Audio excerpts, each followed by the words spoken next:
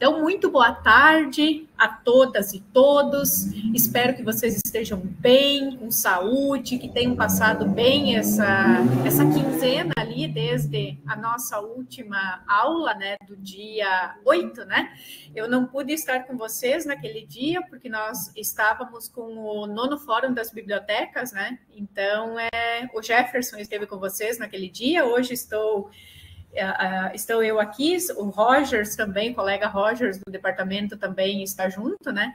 Então, queremos desejar as boas-vindas para quem está aqui, desejar uma boa aula, né?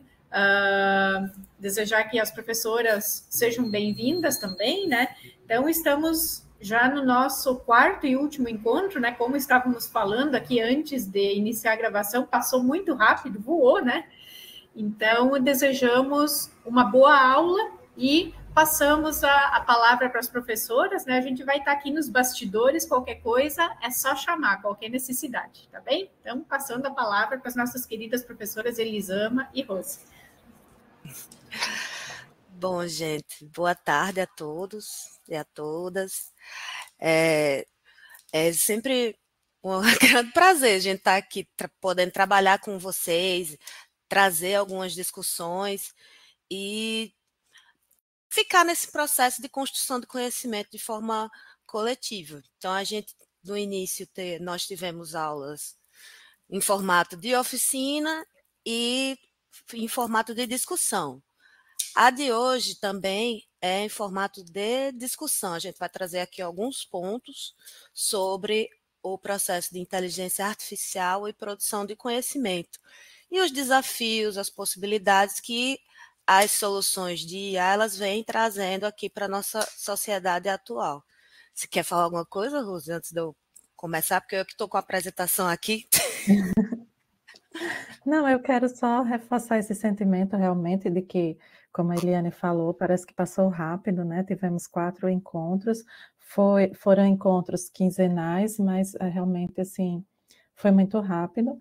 E apesar dos encontros estarem terminando, né? Hoje ser o nosso último encontro, mas, claro, a gente acaba formando um grupo que, eventualmente, pode, sim, voltar a entrar em contato, qualquer necessidade, enfim. São temas que nós temos em comum, com interesses que estão sendo estimulados aqui nesse momento. Então, eu acho que é isso, é deixar esse espaço aberto, por mais que o último encontro seja hoje, mas que o espaço fique aberto para a gente continuar a comunicação, continuar a discussão, temas envolvendo essas áreas, que a gente continue aí com esse contato. E é isso. Então, focando aqui na nossa apresentação, o tema hoje é inteligência artificial e produção de conhecimento, tá? Então, vou passar essa parte aqui que a gente se apresenta. O objetivo é a gente refletir um pouco, trazer algumas discussões sobre o uso de recursos de IA na educação e como isso é refletido no processo de construção de conhecimento, tá? Então, nesse quarto encontro, a ideia é que a gente vai falar um pouco sobre os conceitos que envolvem a IA, né? E a gente trouxe aqui para exemplificar a utilização de um recurso específico, que é o ChatGPT, que está aí bem famoso na sociedade, certo? Falar um pouco sobre desafios e possibilidades que existem com a utilização de recursos de IA, focando nesse por enquanto, mas vocês mesmos já viram outros, até pelo Clipchamp, que tinha a opção de utilizar recursos de IA para aquilo, e algumas reflexões sobre a autoria, a originalidade e a ética. O ChatGPT, todo mundo sabe, já trouxe vários desafios de ordem ética no nosso fazer, no nosso laboral enquanto docentes, e aí a gente vai trazer algumas reflexões, passar algumas dicas e as nossas considerações finais e as referências, tá? Então, o que é IA? Ela consiste no uso de computadores com o intuito de realizar tarefas que geralmente elas iriam exigir a inteligência humana, como pensar, como aprender, planejar, raciocinar. E, de acordo com esse autor, Lee, em meados da década de 50, essa missão foi estabelecida pelos pioneiros da IA, que é o de recriar a inteligência humana em uma máquina.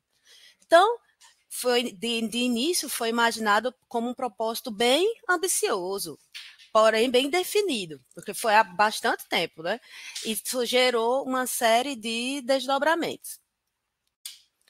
Então, esses autores, o Russell e o Norvig, eles categorizam a IA de 4 formas. E elas meio que se cruzam em algum momento. A gente, quando for explicar, vocês vão ver que tem sistema que eles fazem tudo isso, por exemplo. Então, ele é classificado dessa forma. Sistemas que agem como seres humanos, que pensam como seres humanos, que pensam racionalmente e que agem racionalmente. Falando um pouco mais sobre isso, os que agem como seres humanos. Eles vão apresentar algum comportamento que seja similar aos humanos, de forma que apresenta a capacidade de processamento de linguagem natural. Então, ele se comunica com você utilizando uma linguagem que é similar de um ser humano. Tem representação do conhecimento, tem argumentação automatizada e aprendizado de máquina de uma forma que ele se retroalimenta, de forma que possibilita também que o sistema ele vá se adaptar a essas novas circunstâncias e sejam capazes de exceder o conhecimento atual. Os que pensam como seres humanos, eles vão automatizar algumas atividades, como tomada de decisão, resolução de problemas e aprendizagem. Os que pensam racionalmente vão simular o pensamento lógico. Agora, o pensamento lógico racional dos humanos. Então, pesquisam sobre como fazer com que as máquinas elas sejam capazes de entender, de raciocinar e de agir. E os que agem racionalmente vão ser, idealmente, são aqueles que tentam imitar de forma racional o comportamento humano. Então, vocês podem ver que tem algumas soluções que elas se misturam aí nessas categorias. Então, a inteligência artificial ela tem impactado diversas áreas da nossa vida. Então, vai ser desde da saúde, da segurança, da comunicação, do marketing, da agricultura e, claro, a educação ela não vai passar batido nisso. Né? Então, de acordo com isso, a gente traz aqui para exemplificar algumas coisas que a gente quer discutir hoje, trouxe o ChatGPT. E para quem não conhece, que eu acho muito difícil, é uma dessas tecnologias atuais e foi desenvolvida pela empresa OpenAI. E é uma tecnologia de aprendizado profundo baseada em inteligência artificial que vai possibilitar os usuários interagir em tempo real com o chatbot. E o chatbot são programas de computador que vão tentar assimilar um ser humano na conversação com as pessoas.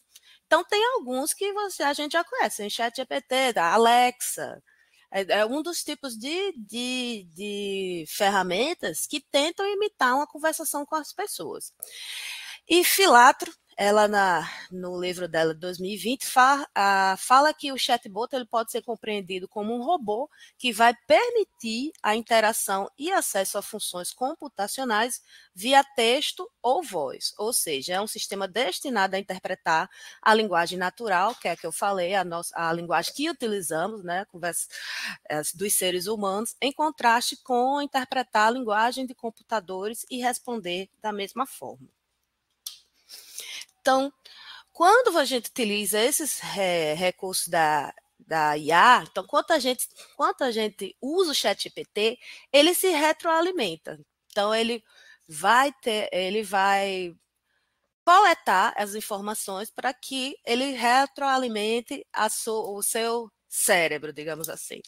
Então, ele se retroalimenta utilizando esses modelos de aprendizado profundos que são baseados em redes neurais, tá? Recorrentes. No caso deles, esses modelos eles vão ser treinados com exemplos de conversação humana. Então, ele vai ter uma base de dados em que já tem um jogo de perguntas e respostas. Então, quando o ser humano vai interagir, ele pega numa base de dados e dá uma resposta que pelo sistema de aprendizado profundo, uma que seja lógica para a gente. Então, Sempre que o sistema ele vai receber uma pergunta de um usuário, ele vai comparar com o que está registrado no seu banco, na sua base de dados, para gerar uma resposta. E, como eu falei, como ele se retroalimenta, ele é capaz de aprender com interações anteriores. Então, a cada vez mais que o sistema ele é acionado, ele vai se retroalimentando com as interações, certo? Porque aí de forma que ele vai treinando mais a sua base para dar respostas mais consistentes, tá? E traz aí à tona alguns desafios. Essa solução é bastante utilizada por estudantes em todo o mundo, pode ser considerada uma ferramenta útil de responder de forma ágil às perguntas, também para oferecer algumas informações precisas e de diversos campos de estudo. Por exemplo, você pode pedir para o ChatGPT para gerar um plano de estudos, porque eu estou querendo aprender, vamos supor, uma linguagem de programação, Python. Aí eu digo, interajo com ele, eu digo, eu quero um plano de estudos para aprender Python em 30 dias. Aí ele vai e gera. Pode oferecer algumas informações precisas. Também pode ser usado para criar questionários personalizados, com base nas necessidades do aluno, e como auxiliar os professores a monitorar essa questão do progresso e fornecer feedback. Mas, como nem tudo são flores, essa solução ela tem gerado algumas discussões, principalmente de ordem ética, sobre como é que a gente pode utilizar isso nos nossos espaços escolares, tá? Algumas preocupações, e que eu acho que quem não passou por isso, quem não conseguiu, plágio é uma delas.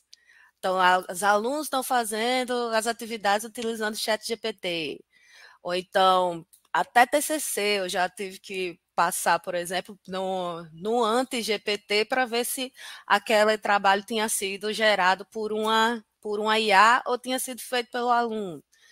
Também tem o caso de informações imprecisas, como eu falei para vocês, é retroalimentado, então nem sempre ele vai estar sendo alimentado de uma forma que seja muito coerente. Então, vou até mostrar alguns exemplos mais na frente, trazer algumas informações imprecisas. Também em relação à privacidade e segurança da informação, difundir conteúdo ofensivo e promover comportamentos antiéticos, tá? E aí a gente traz algumas perguntas. Deixa eu só beber um pouquinho d'água. Traz algumas perguntas. Há impactos no uso dessa ferramenta em processos de formação que exijam produção acadêmica de forma autoral por parte dos estudantes? Que impactos a gente consegue perceber no processo de ensino-aprendizagem e quais as consequências éticas que estão envolvidas nesse processo? Essa parte de impacto na produção acadêmica gera muitos questionamentos, porque, por exemplo, já tem agora na internet como divulgado como é que a gente faz para citar o ChatGPT até nos nossos trabalhos, sabe? Aí a gente trouxe aqui um exemplo. Por exemplo, um advogado nos Estados Unidos, ele utilizou o ChatGPT em processo para fazer a defesa dele. E aí foi percebido que ele fez essa peça usando o ChatGPT e foi divulgado, né? Outro exemplo que eu trouxe, um homem disse que escreveu 100 livros de ficção científica utilizando inteligência artificial. Aí você se pergunta, ele fez mesmo? É dele essa autoria? Porque, de qualquer forma, antes de ter essa IA, copiar e colar, a gente sempre teve, desde que a internet é utilizada de forma constante.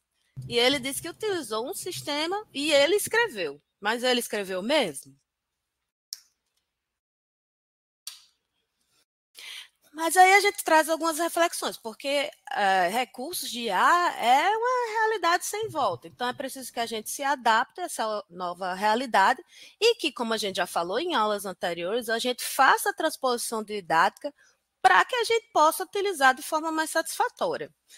Então, se estamos imersos em um meio digital, a gente precisa compreender esses efeitos sobre nós e construir algumas formas de estar explorando esses recursos. E o que eu já tinha falado, ressignificar, fazer a devida transposição didática da tecnologia, porque a inteligência artificial vai estar aí, é um caminho sem volta, e a gente precisa, então, compreender como é que a gente pode trazer algumas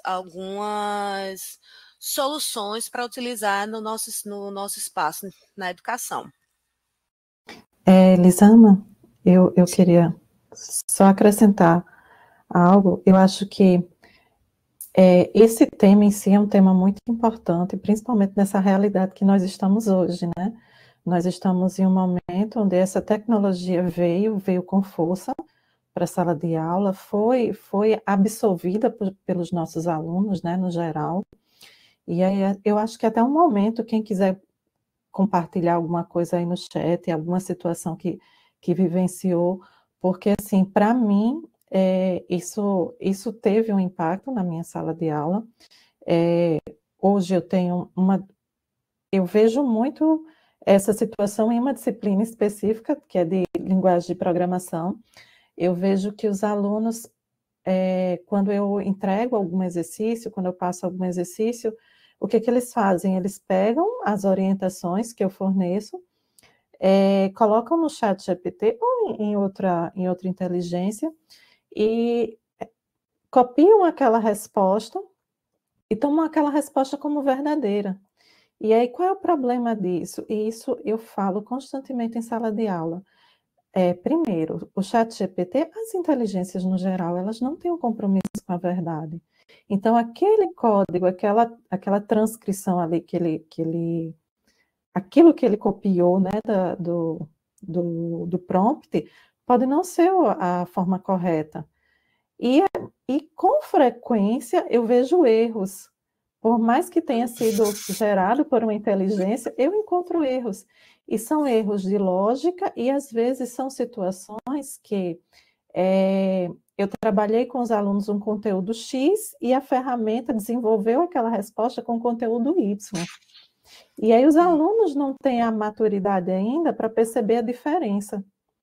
Então, assim, é uma situação que eu chamo a atenção dos meus alunos, mas eu também não limito. Eu não digo, olha, você não pode usar. Eu digo, use, mas use consciente e procure fazer a crítica sobre aquilo que você está recebendo. Que eu acho que isso é uma ferramenta que veio para ficar, e a gente vai ter que saber orientar ali nossos alunos de como fazer o uso, porque impedir, bloquear é muito complicado nesse momento. Pois é, realmente não dá para você impedir que o aluno ele utilize ferramenta X ou Y para auxílio. Agora, como vai fazer isso é o que a gente traz em discussão aqui. A Bruna colocou aqui nos comentários: professora Elisama, você pode disponibilizar os sites ou aplicativos de detecção? Eu estava procurando aqui na internet, tem um que é gpt0.me. Eu vou colocar aqui no chat. Outra comentário que ela colocou: sou docente na graduação e oriento TCC. Tive a infelicidade de ser noticiada que minha ex-orientanda usava chat GPT e depois fazia paráfrases com sinônimos. Eu participei de uma banca, eu estou rindo de nervoso, viu, Bruno? Porque eu participei de uma banca que eu era uma das professoras que estavam avaliando. E antes de eu começar a ler o texto, normalmente eu já passo em aplicativo de plágio e já passo também num software desse anti-GPT da vida. Então, existem várias soluções, viu? Eu botei só um exemplo de uma, mas se colocar lá na internet anti-GPT checker, vai dar uma série de soluções, tá? Mas eu já passei por isso também várias vezes. É uma realidade sem volta, como eu estou dizendo, como a gente está falando aqui. Pois é, e tem uma situação específica. A Bruna falou que a aluna usava o ChatGPT e depois fazia paráfrases com sinônimos. Existem sistemas na web que fazem isso. O aluno, eu já vi, o aluno pega o conteúdo que o ChatGPT produziu, ele usa um outro sistema que é bem facinho de encontrar. Você vai no Google, você busca lá parafrasear textos, enfim. E aí a pessoa cola lá o texto e o sistema gera o texto com a ideia similar, só que com outras palavras, justamente na tentativa de não ser algo 100% GPT. Então, a tecnologia está avançando muito rápido. E gera essas reflexões, porque é um ato de enganar a si mesmo. Porque você está terminando um grau e faz um TCC, um produto final que vai entrar num repositório, provavelmente, e você vai assinar aquilo dizendo que aquilo é seu. Então, é muito desafiador, e dá por cima, né? O orientador também está assinando. Às vezes não passou, não verificou, às vezes até na confiança a gente está achando que a pessoa está fazendo uma produção de fato. Mas aí acontecem essas situações. Bom, então, a Kaufman e a Santaella, né? O Kaufman e Santaella, eles falam que esses sistemas eles carecem da inteligência humana, a capacidade de compreender o significado. Igualmente, eles não possuem senso intuitivo. Veja, eles estão sendo retroalimentados com N bases e dar uma resposta, tá? Então, ele tem a capacidade de formar conceitos abstratos, e fazer analogias, generalizações, não tem a capacidade de compreender o funcionamento do mundo a partir da observação, só da sua retroalimentação nesse caso. E, assim, tecnologias sempre fizeram parte da nossa vida. A lousa, a caneta, a TV, o celular. Então,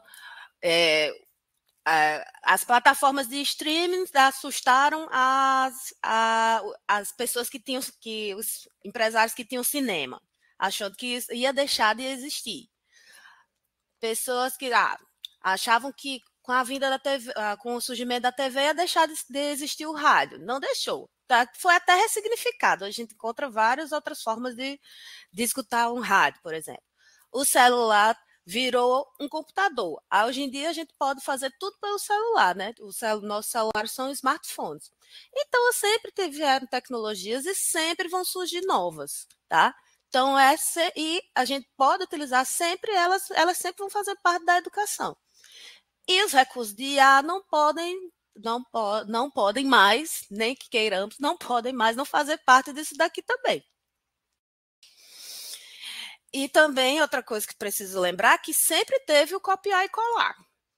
Então, esse tipo de plágio, de comportamento antiético em relação à escrita acadêmica e das atividades, elas sempre houveram. Tanto que, como eu falei, eu passo os TCCs que eu vou fazer parte, eu passo antes num Copy Spider, que ele vai olhar o plágio, e no anti-GPT, né? Aí eu escolho qualquer um aqui gratuito e testo. Então, a gente, depois do boom da internet, a gente sempre teve acesso a um grande volume de informações. Muitas informações a gente tem que selecionar. Por exemplo, uma das coisas que a gente sempre recomenda, foi fazer um texto de escrita acadêmica, você não vai olhar um conceito, uma teoria na Wikipédia.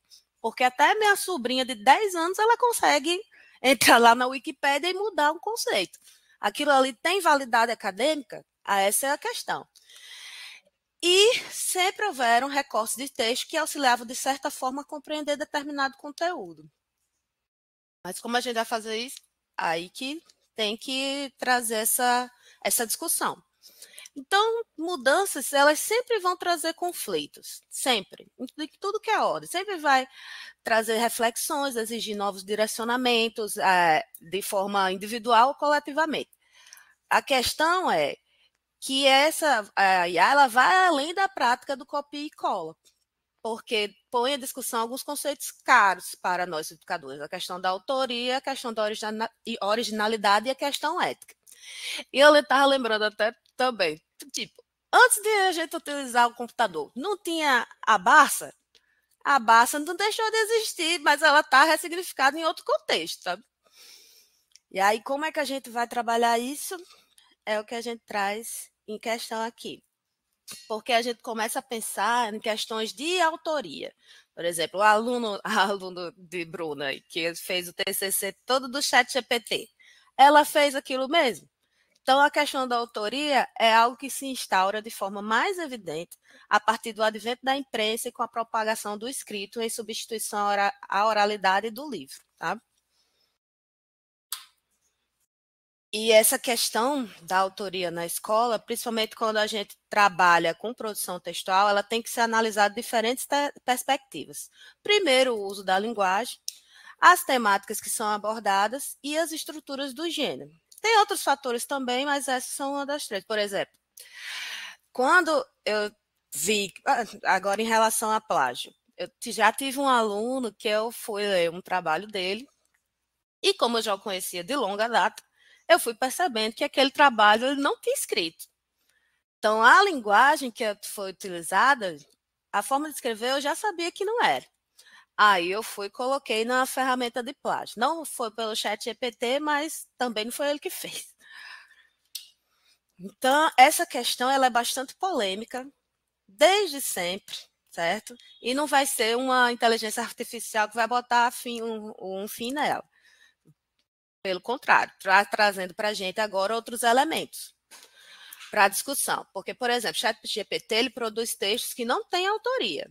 Se você for perguntar lá para o ChatGPT, qual é a referência disso que você está falando? Aí o ChatGPT vai e diz, não tem referência não. Eu pego em diferentes bases e estou gerando uma resposta automática. Vai caber, então, a gente orientar os alunos como sobre esse processo, diferenciar acesso à informação e construção de conhecimento. Então, acesso à informação, se a gente entrar na internet, tem um volume gigantesco de informação. Se isso aí vai ser processado, vai ser ressignificado para produzir conhecimento, aí é outra história. Até o que eu estava falando. Eu fiz alguns testes aqui só para colocar como exemplo. Primeiro eu perguntei, qual é a fonte da pesquisa? Pedi para gerar algum texto sobre um tema qualquer, aí o ChatGPT vai e diz que como modelo de linguagem desenvolvido pela OpenAI, não possuo acesso direto à internet, portanto não posso fornecer uma fonte de pesquisa específica. Então ele já está admitindo que o que ele pode estar falando ali pode estar certo, pode estar errado. Só que aí ele explica. No entanto, minha resposta ela vai ser baseada em conhecimentos adquiridos durante o treinamento em uma ampla gama de textos. Certo ou errado, ele está tendo acesso ali, está aí, construiu o cérebro dele, né? Incluindo livros, artigos, páginas da web e outras fontes públicas. Vale ressaltar que as informações são interpretação do conhecimento adquirido até minha data de corte em setembro de 2021. Então já pode ter coisa desatualizada, né? Porque a gente já está em 2024. Então, recomenda-se, até ele recomenda, sempre buscar fontes confiáveis e atualizadas para obter informações precisas sobre um determinado assunto. Então, tudo que os alunos forem olhar no ChatGPT não necessariamente faz sentido. Eu trouxe até outro exemplo. Mais na frente que eu vou falar. Então, é preciso, guiar os estudantes no processo de transformar o conhecimento empírico em conhecimento técnico, filosófico e científico. Nessa perspectiva, a questão da autoria aí vai se inserir como a capacidade mental de processar as informações. Tem um pensamento crítico para ver o que está sendo produzido lá e se faz sentido para aquilo que você está utilizando naquele momento, tá? Então, precisa ter uma reflexão pessoal. E para Bakhtin, a autoria se constrói a partir do olhar crítico que estabelecemos sobre a palavra do outro. E é nesse momento que também construímos criticamente a nossa própria palavra. Porque senão vai ser uma ressignificação do copiar e colar. Gerei na IA, vou jogar para o meu texto, parafrasear,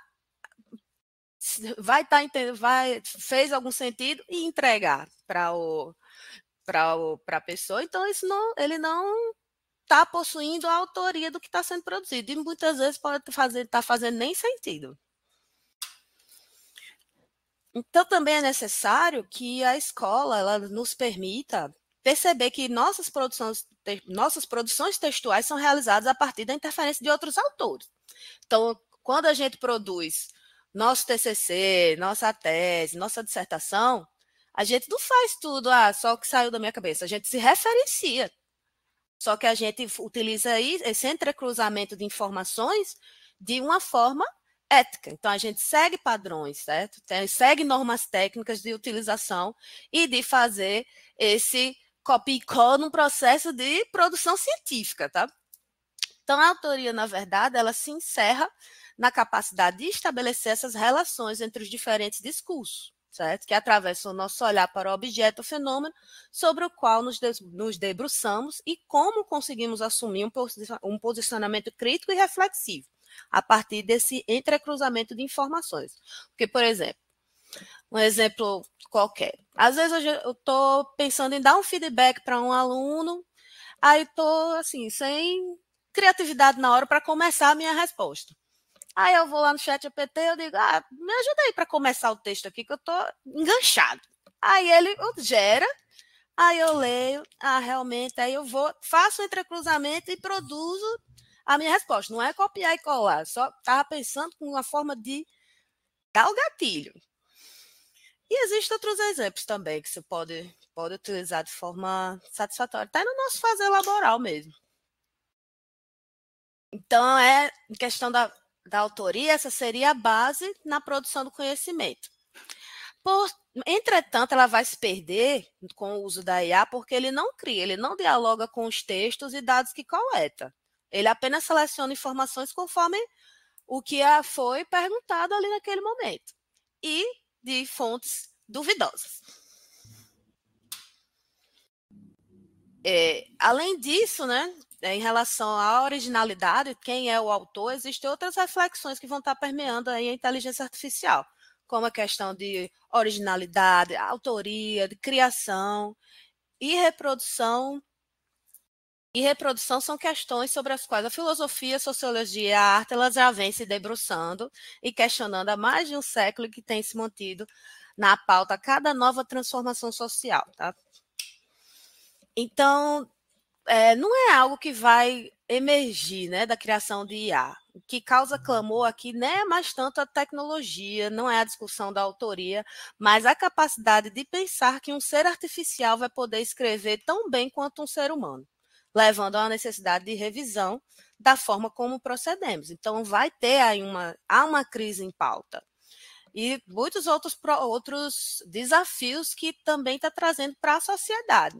Por exemplo, agora a gente tem até uma IA que faz uma ligação para você para escutar a sua voz, para, com base no timbre da sua voz, gerar todo um diálogo para poder cometer crimes na internet. Então, até vai surgindo desafios a uma crise em vários setores. Então, a educação não vai ficar à margem disso, como eu já tinha falado. Então, muitas perguntas parecem nos atingir, né, na nossa prática docente, a partir da existência das IAs, né, que podem gerar textos, respostas precisas a velhas perguntas que fazemos.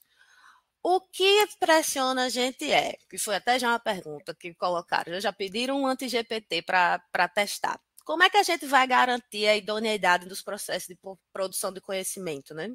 Como avaliar, como reconhecer se um texto é do meu aluno ou se é de uma inteligência artificial. Então, podemos ir além, traz essas questões, mas podemos ir além. Será que isso é o foco nesse contexto agora?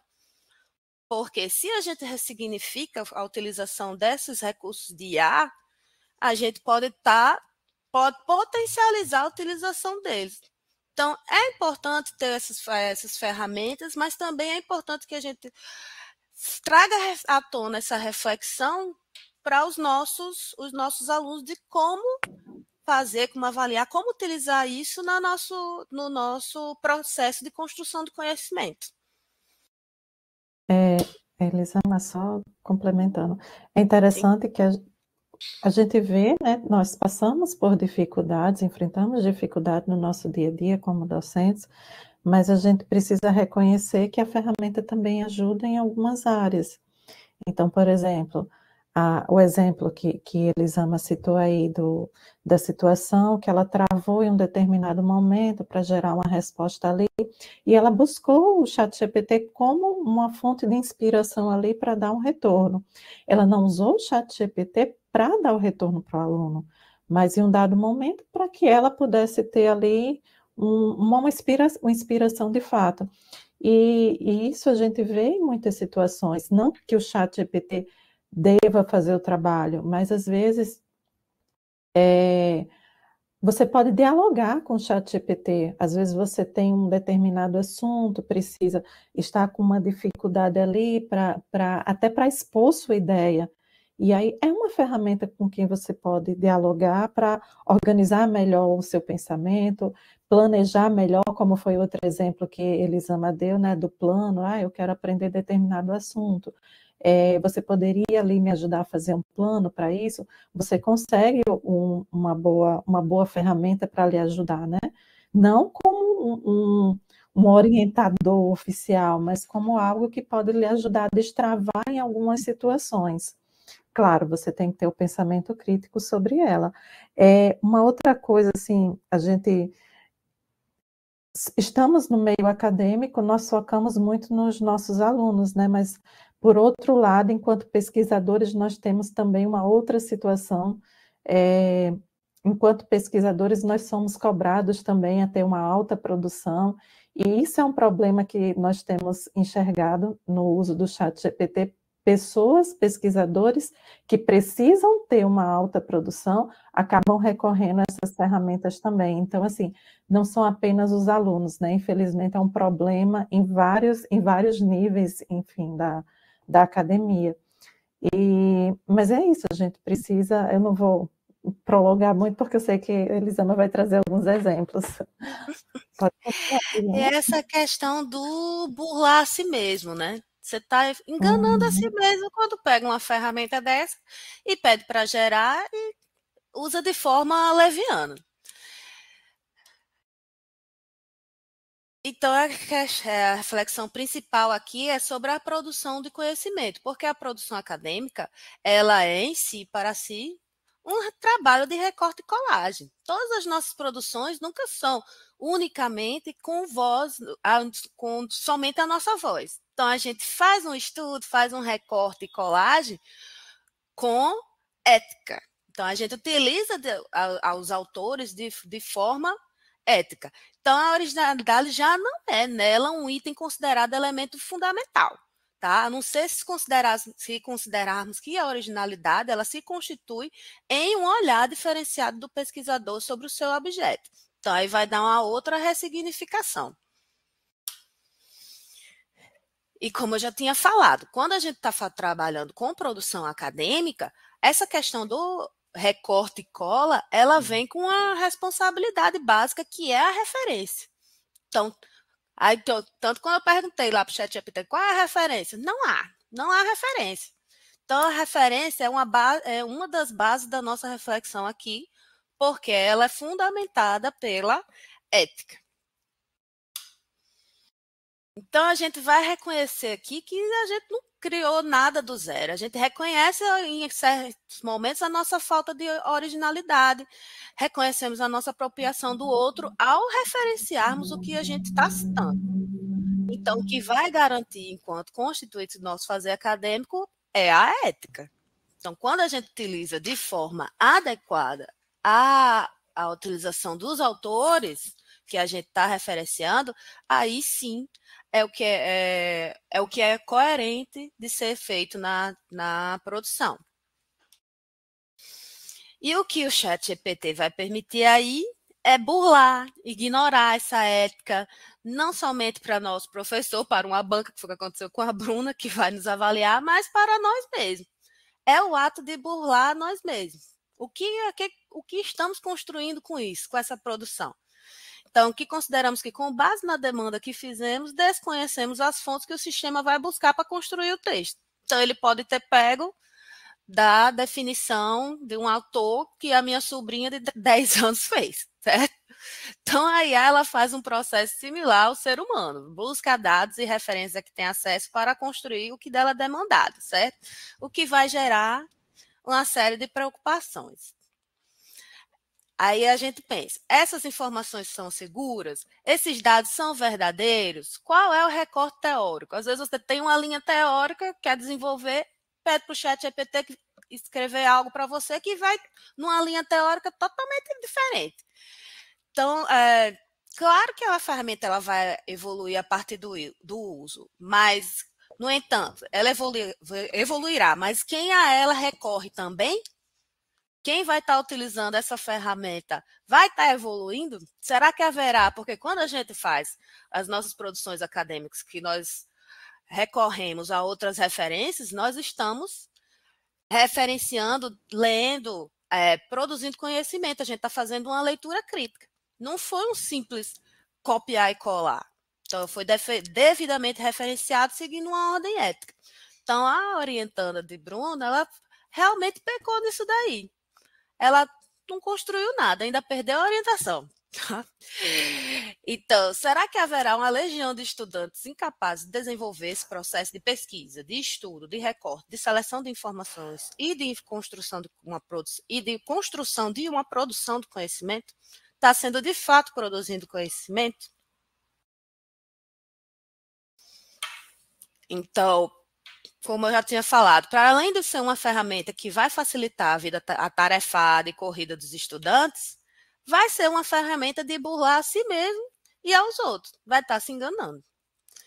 Então, questões a utilizar a IA para desenvolver um texto seriam, por exemplo, a ferramenta vai citar os textos que você leu, vai retirar as informações apenas com os dados que apenas dos dados que você forneceu, vai referenciar apenas autores coerentes com a linha teórica, como eu tinha falado anteriormente, que você assumiu.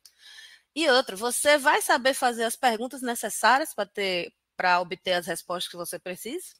Muitas vezes pode não dar certo.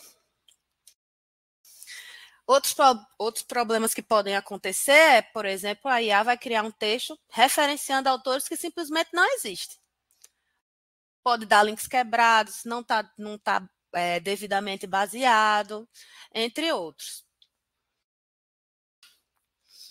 Aí eu cito um exemplo aqui. Eu crio um texto sobre a educação à distância. Aí ele começa, falando da educação à distância, a modalidade de ensino que tem ganhado cada vez mais relevância e popularidade nos últimos anos. Com o avanço da tecnologia e a expansão da internet, a educação à distância oferece uma oportunidade de aprender e adquirir conhecimento sem a necessidade de estar presente fisicamente em uma sala de aula. Aí fala uma das principais vantagens da EAD é a flexibilidade que ela proporciona. Os estudantes podem ter acesso educacional. Tá fazendo sentido aí, né? Por enquanto, está fazendo sentido. Aí eu continuo o texto. Num quarto parágrafo começou a ficar estranho, porque ele começou a dizer a pandemia da Covid-19 acelerou ainda mais a adoção da educação à distância. Aí eu fiz, não, peraí. Então, aí entra uma diferença entre o que é educação à distância e o que é ensino remoto emergencial. Porque, como a gente sabe, a educação à distância ela tem toda uma estrutura de oferta de ensino. Então, tem que passar por uma avaliação, o curso, segue uma legislação específica. Então, cursos da modalidade EAD, elas seguem uma legislação que o ensino remoto emergencial não aconteceu.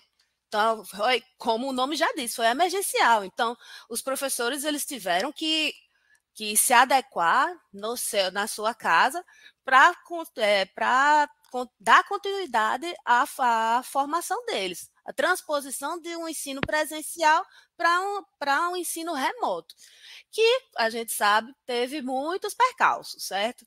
Então, ele já começa aí a confundir teoria. Então, se fosse copiar e colar desse jeito e mandar um TCC para mim, um TCC falando sobre EAD, eu já ia dizer, volte, tá errado. Então, aí ele já pegou uma referência da base dele, que aí já não está dizendo, já está confundindo, tá? Eu trouxe esse exemplo para vocês verem que nem sempre ele vai dar uma resposta coerente. Eu digo porque a educação à distância, até o material didático, ele é específico para a modalidade, né? No ensino remoto, os professores tiveram que fazer das tripas coração para poder fazer acontecer, preparar materiais, trabalhar com tecnologias que eles não tinham nenhum acesso antes, e foi de várias formas diferentes. Então, tinha professor... Pois não. Desculpa, Elisama.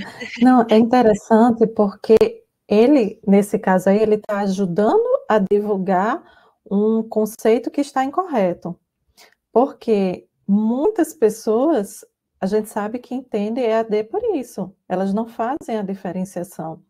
Existem muitos trabalhos, enfim, muitas pessoas divulgando esse conceito academicamente que a gente sabe que está incorreto. E aí o que faz o ChatGPT? Provavelmente ele foi alimentado por uma informação incorreta e está ajudando a propagar aquela informação incorreta, o que dificulta ainda mais, o que eleva o nosso problema, né? Pois é. E aí eu trouxe outro exemplo aqui de uma inverdade. Eu pedi quais são os principais autores que falam sobre a EAD.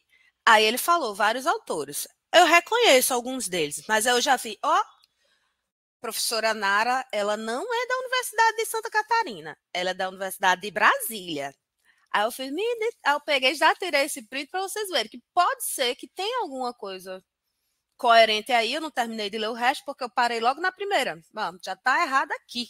Essa professora, ela não é da Federal de Santa Catarina, não. Para a gente ver e ter esse cuidado de que nem sempre a IA está falando coisas com coerência, não. O texto pode estar até coeso, está bem escrito, mas trazendo algumas inverdades. E a importância da gente... Desculpa, Elisama, mais uma vez. A importância da gente ter o cuidado, né? Porque às vezes você pode... por exemplo, aquele exemplo do texto, o que é educação à distância, né? Que ele traz o conceito e, de repente, o ChatGPT pode até referenciar também. Como aconteceu no caso que você trouxe logo no início, né? Do advogado que fez enfim, fez lá uma construção usando o ChatGPT, e o ChatGPT colocou informações ali que não eram verdadeiras. Então, assim, você pode ter essa construção textual pelo ChatGPT, ele afirmando que referenciou determinadas pessoas, mas quando você vai olhar, aquela referência não está correta, às vezes a pessoa que ele diz não foi a pessoa, não é a pessoa que diz aquele trecho, ou já aconteceu, eu já vi, o ChatGPT indica alguns livros, e aí quando você vai buscar, não, aquele autor não fez aquele livro não é dele, ou aquele autor é de outra área. Então realmente tem que ter essa consciência e essa análise, esse olhar crítico sobre esse resultado que ele traz. O Roberto colocou aqui. A IA constrói o texto segundo a base de dados dele. Recomenda-se buscar fontes confiáveis? O ideal é buscar fontes confiáveis. Inclusive, quando eu perguntei, o ChatGPT disse para eu recorrer a fontes confiáveis, porque ele está utilizando a base de dados dele.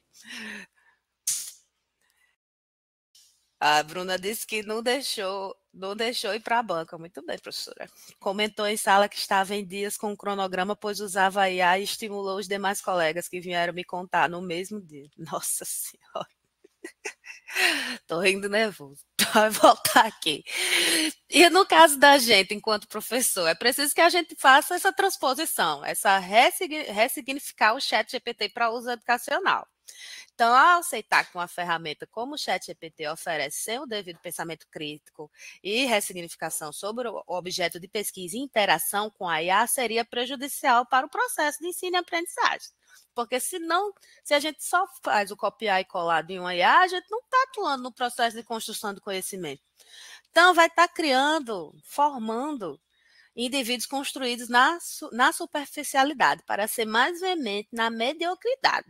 Sabe? Quando eu acho que tentar burlar a si mesmo, vai acabar prejudicando a sua formação. Então, aqui, no caso, o professor não precisa necessariamente identificar a autoria do texto ou passar em ferramentas de plágio ou mesmo criar estratégias de controle na produção e avaliação dos textos. Porque o nosso papel aqui não é de controle, mas de mediar esse processo de construção, tá? Então, é preciso que a gente crie algumas metodologias para orientar esses estudantes nesse sentido, de que eles busquem o conhecimento, possam utilizar. Existem outras finalidades para o ChatGPT da vida que ele pode utilizar, mas que para esse processo de construção de conhecimento é preciso uma orientação para ele construir suas próprias interpretações, para ele desenvolver o senso crítico, para que ele não fique no eterno ato de burlar a si mesmo.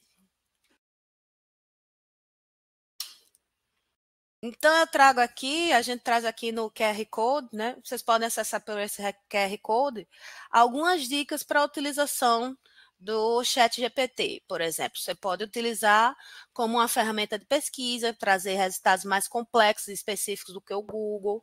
Pode, por exemplo, utilizar para conseguir exemplos do que acontece pelo mundo, com maior facilidade e curadoria específica, para combinar os trabalhos dos alunos e dos grupos após serem feitas construções separadamente.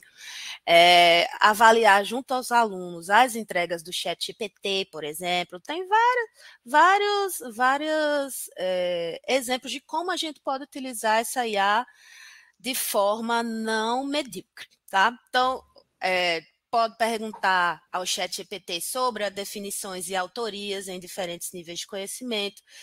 E por aí vai. Nesse QR Code, vocês podem acessar e ver outras dicas, tá?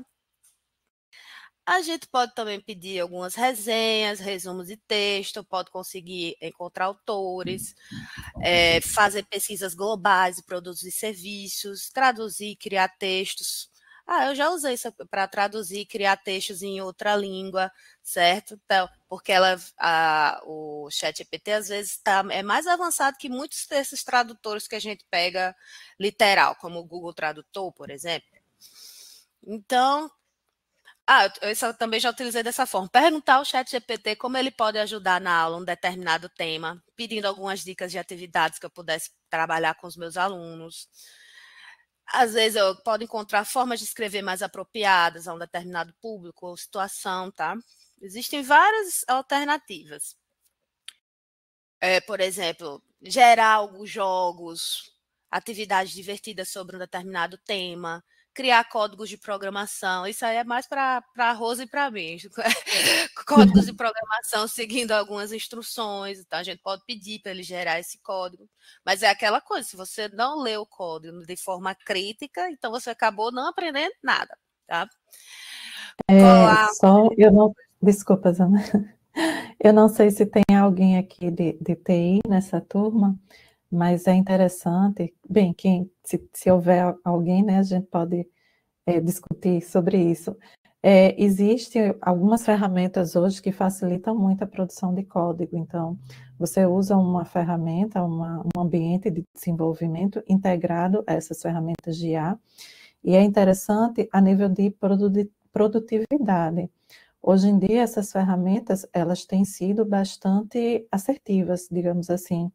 É interessante porque ela reconhece o estilo de produção de cada desenvolvedor, o código de cada desenvolvedor, e no momento que o desenvolvedor precisa criar uma outra funcionalidade para um determinado sistema, essa IA ela vai usar o mesmo estilo de codificação para produzir aquele outro código, aquela outra funcionalidade.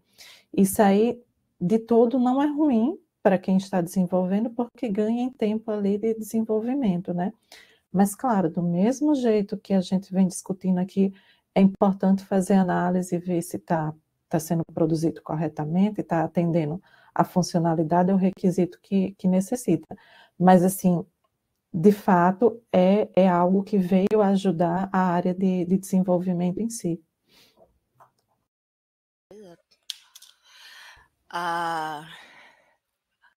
Fabiana colocou aqui, falando em mediação pedagógica, estou lendo a Fielato e tenho aprendido bastante.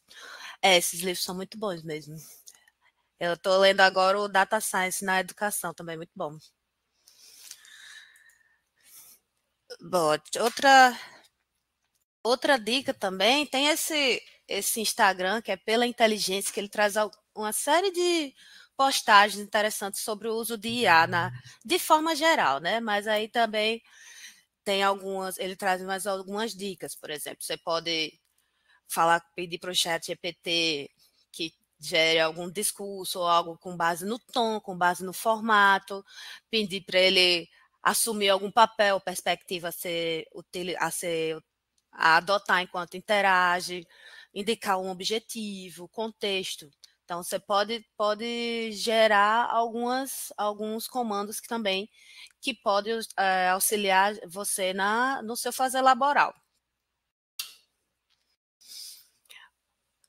Também pode trazer algumas formas de aprimorar na sua habilidade de tomar decisão. Aí, por exemplo, ele bota como exemplo esse comando. Estou tentando decidir se devo, aí coloca qual é qual é a decisão que ele tem que tomar, me dê uma dica, lista de prós e contras que me ajudarão a decidir porque eu devo ou não tomar essa decisão. Então, pode ser uma forma de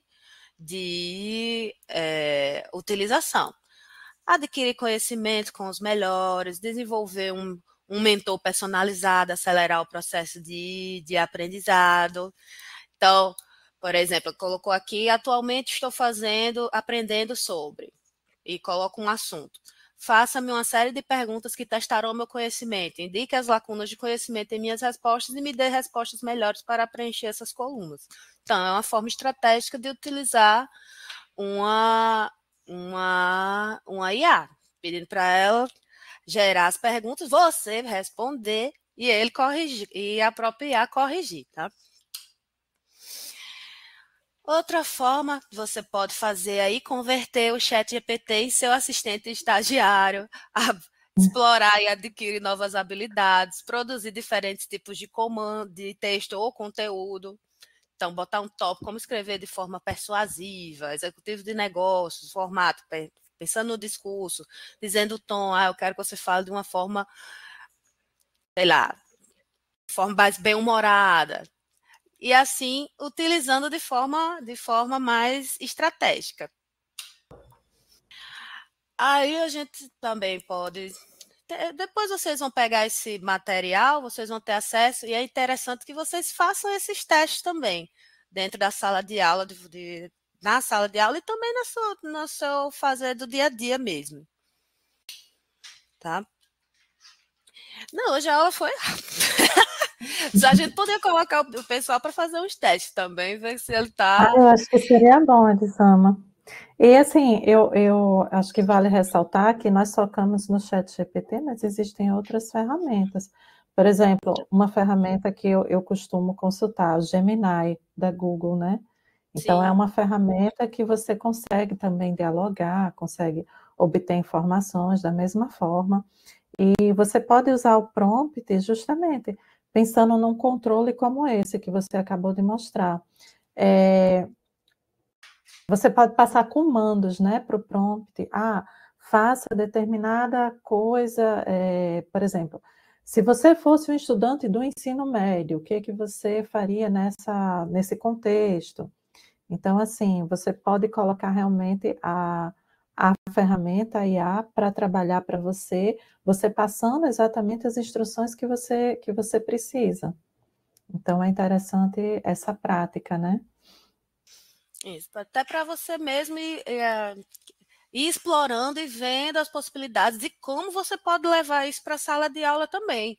Então, por exemplo, eu dei esse exemplo lá do plano de estudos, porque eu realmente utilizei uma vez. Cria aí um plano de estudo para mim, que eu preciso aprender Python em 30 dias. E ele foi e gerou. Eu tentei seguir pelo menos metade, depois eu fui fazendo de outro jeito, mas é possível utilizar que não seja num ato de burlar a si mesmo. E aí as considerações finais, Não sei se vocês querem fazer agora esses testes, se está todo mundo em computador, se tem alguém acessando pelo celular, mas quiser fazer algum teste, eu iria sugerir fazer um sobre criar um plano de estudos para alguma, ou então gerar questões sobre um assunto específico. Vocês querem testar? Hoje eu vi um meme. Olha, eu não estou estimulando, tá? Eu vi esse meme e achei engraçado. Um professor dizendo algo assim: hoje o GPT vai trabalhar para mim. E aí ele falando: eu tenho uma prova para aplicar em 10 turmas diferentes. E eu não posso aplicar a mesma prova. Claro, eu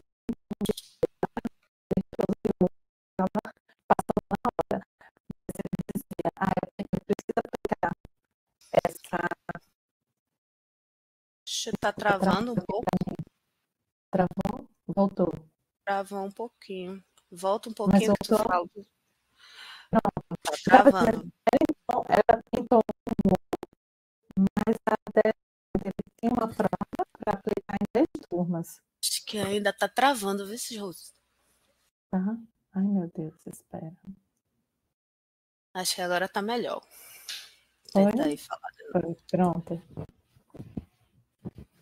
Pronto.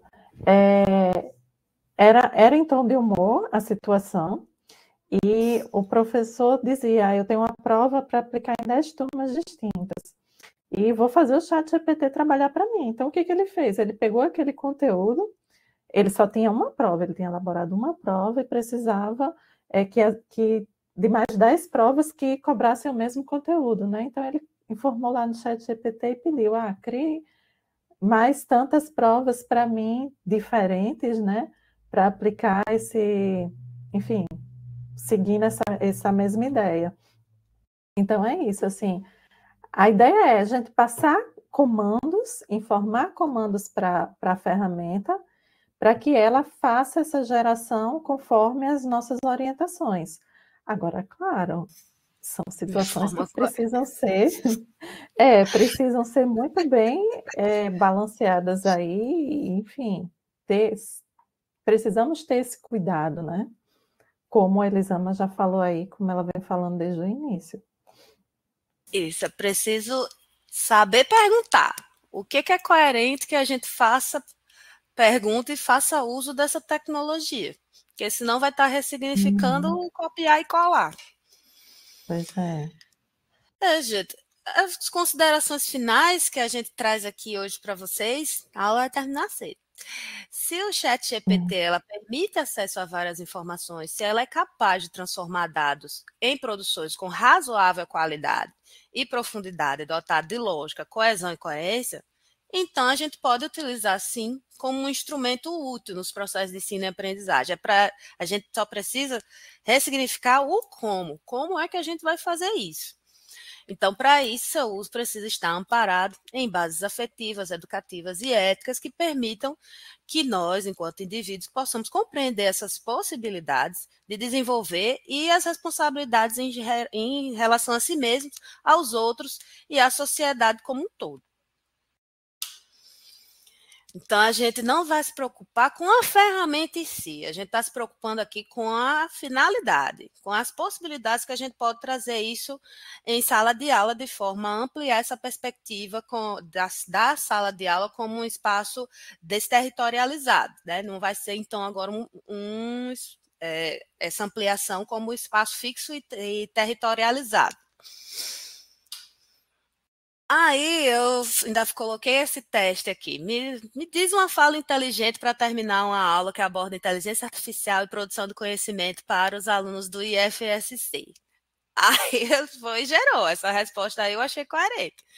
Caros alunos do IFC, ao finalizarmos nossa discussão sobre IA e produção de conhecimento, é fundamental lembrarmos que estamos apenas no início de uma era cheia de possibilidades. A IA não é apenas uma ferramenta de automação, ela deve ser vista como uma aliada na ampliação do nosso potencial criativo e crítico.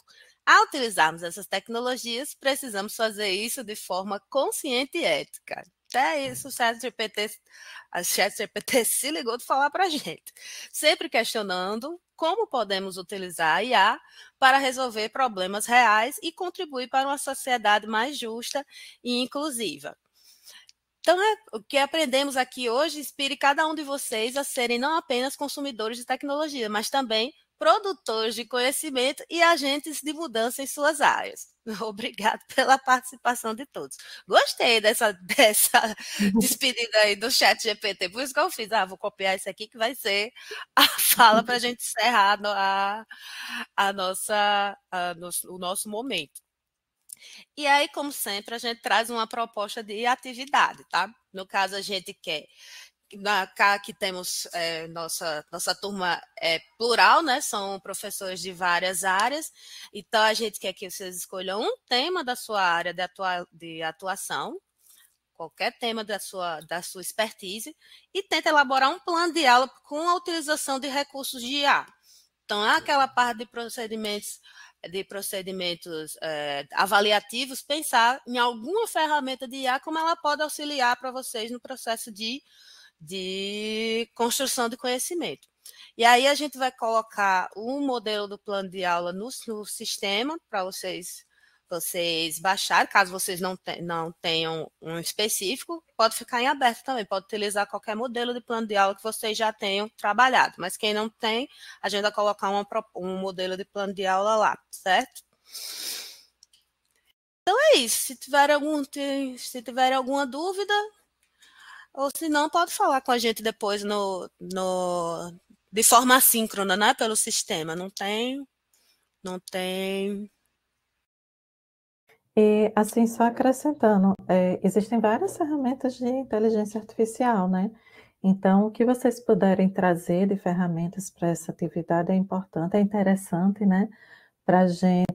Até para a gente compartilhar, assim, de repente tem ferramenta que nós nunca utilizamos e aí podemos ver a proposta de vocês e passamos a conhecer as ferramentas.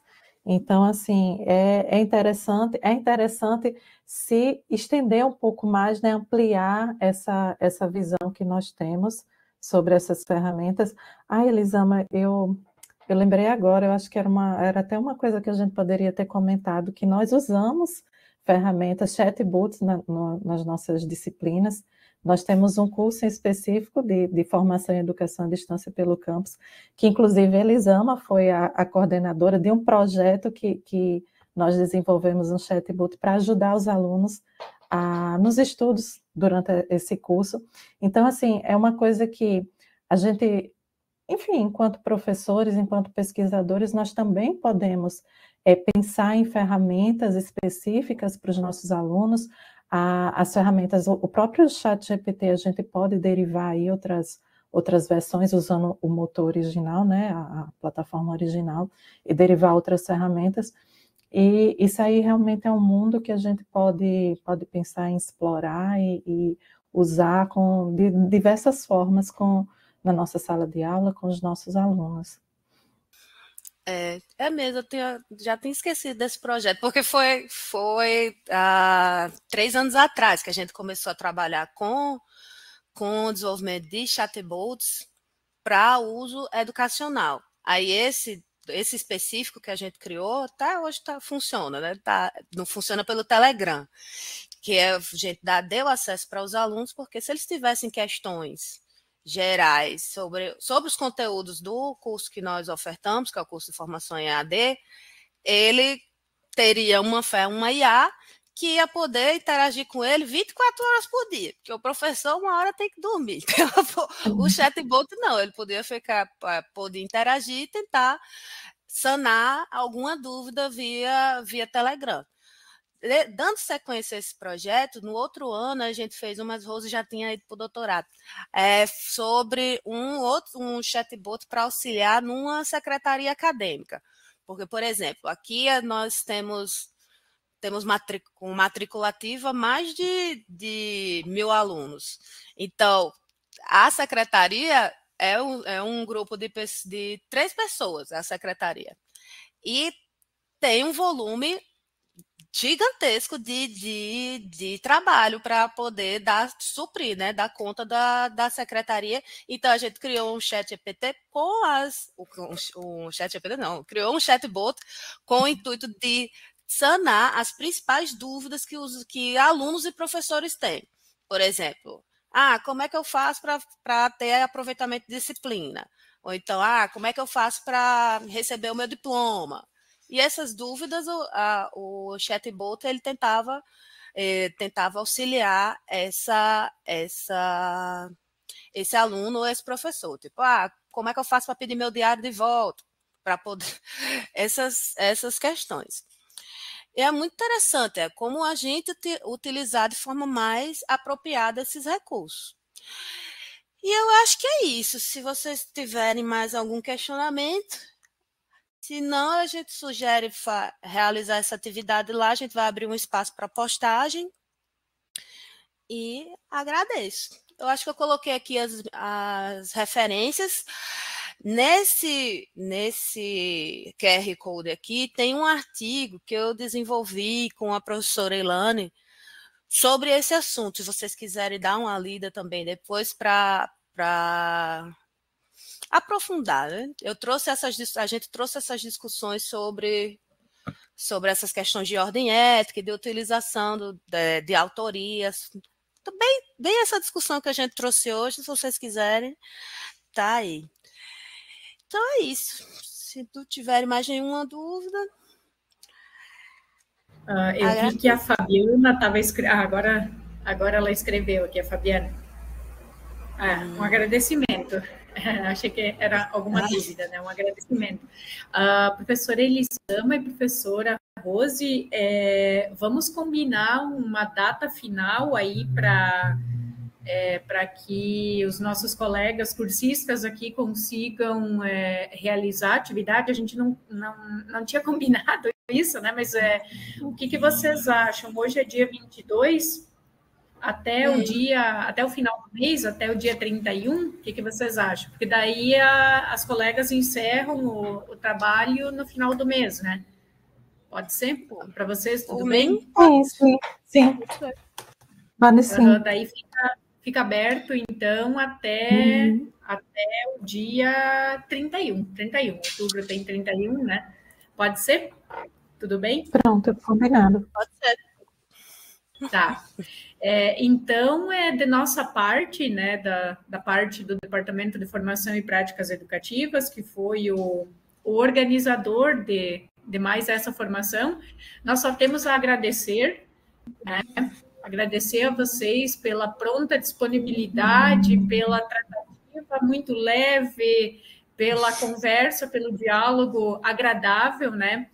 Estamos muito contentes, muito satisfeitos, né? Ainda agora, há pouquinho, o nosso diretor, o professor Marco Neiva, falou que as chefias de NEAD deram retorno, que estavam gostando muito da formação, né? Então, nós só temos a agradecer e a elogiar e a nos colocar à disposição também para outros projetos futuros, né? Então, ficamos muito, muito gratas, muito gratos, né, por esse ensejo de troca, de aprendizagem, né, e que coisa legal os institutos federais aí despontando na produção do conhecimento, né, que a gente pode, dentro da rede ali, encontrar ótimas oportunidades, né, de formação e de troca. Então, de nossa parte, é só agradecimento. E assim que a aula tiver, assim que a gente subir a gravação para o YouTube, a gente já disponibiliza também, né? E qualquer dúvida é só chamar, né? Daí, então, nós vamos fazer da seguinte maneira também, já deixando bem, deixando avisado, né? Depois, então, do dia 31, esses exercícios, essas atividades que as professoras estão propondo, não estão sendo avaliados no sentido de avaliar, atribuir uma nota, né? Mas são atividades que vocês estão fazendo para treinar, né? Para ver em que medida que vocês conseguiram construir conhecimento, né, acerca das temáticas, né? Então, o que a gente vai considerar para certificação é apenas a presença, né? Então, os 75% de frequência, né? Então, não esqueçam de assinar a lista de presença, né? O Roger já colocou aqui, então assinem, né? E então esse vai ser o único critério, né? Para que essas atividades elas sejam para exercício, né? Para exercitar o conhecimento construído, tá bem? Vamos ver se temos mais alguma coisa aqui. E gratidão, né, às professoras, em primeiro lugar, né, pelo tempo, por dedicar a gente o precioso tempo para essa formação, né?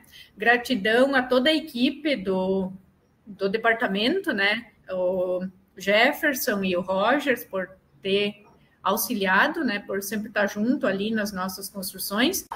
E também os nossos queridos colegas intérpretes de Libras, né? Por ajudarem também a levar esse conteúdo mais longe, tá bem? Então, encerramos, né? Não sei se as professoras têm mais alguma consideração a fazer, as suas considerações finais.